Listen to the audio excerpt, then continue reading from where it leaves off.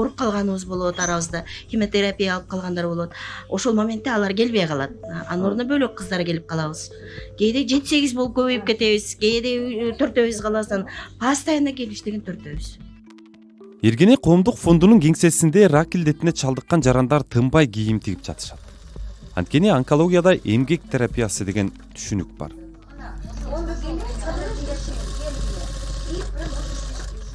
Анын үстүнө тигүүчүлүктөн түшкөн акча бейтаптардын дары дармегине которулат.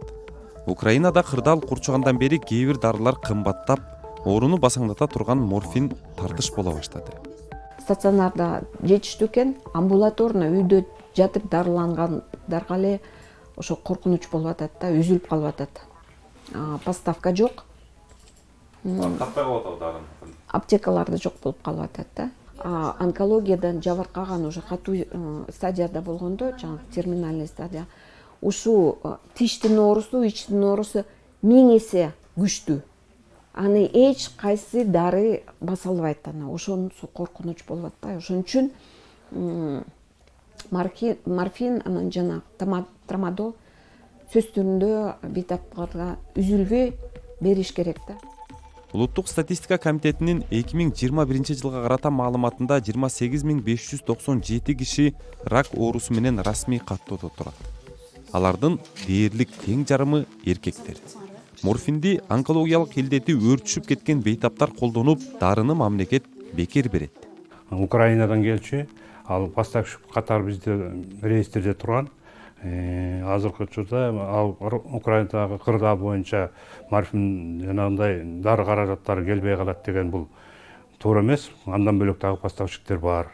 Мисалы үчүн Турциядан алып келсе болот, Словениядан алып келсе болот, Латвиядан алып келсе болот, Казакстандан алып келсе болот, Россиянын өзүнөн алып келсе болот.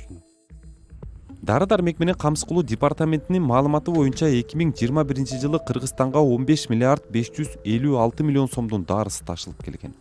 Анын 15% орусиялык, 5% украиналык ишканалардын дарылары. Бирок бир катар европалык компаниялардын заводдору да Орусия менен Украинада жайгашкан. Аларды кошкондо бул эки өлкөдөн Кыргызстанга ташылган дарылардын көлөмү 60%га жетери айтылууда. Украинадан айтканда 2021 жылы 691 миллион сомго дары каражаты кирген.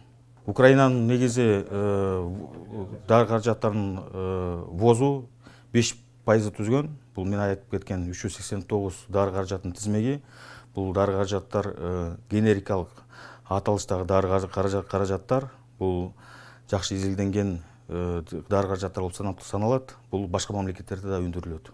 Жашоо үчүн маанилүү каражаттарга кирген дарыларды мамлекеттик катоосу жок киргизүүгө уруксат берүү жөнүндө өкмөттүн токтомдоруна сунушту киргизели деп жатабыз.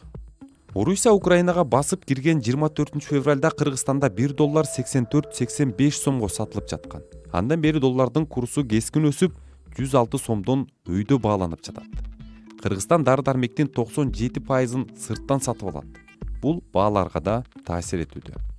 Ал эми орусиялык өндүрүшчүлөр рубль курсунун туруктуу болбой жатканына байланыштуу товар жеткирүүнү белгисиз мөөнөткө жылдырып коюшкан. Проблема жараткан нерсе бул биз дарыны еврого же долларга сатып келебиз да башка мамлекеттерден.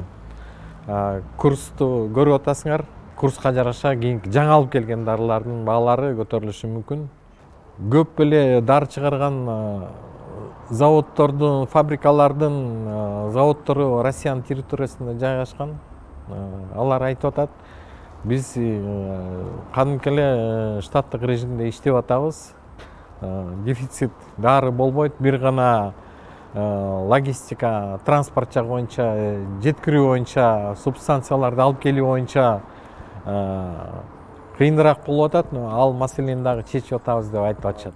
9 мартта министрлер кабинетинин төрагасынын орун басары Эдил Байсалов эл аралык абалдын курчушуна байланыштуу дары дармек менен камсыз кылуу маселеси боюнча кеңешме өткөрдү.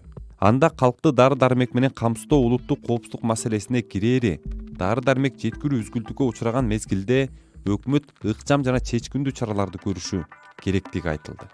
Айбек Бийбосунов, Азиз Самарбеков, Азаттык, Бишкек.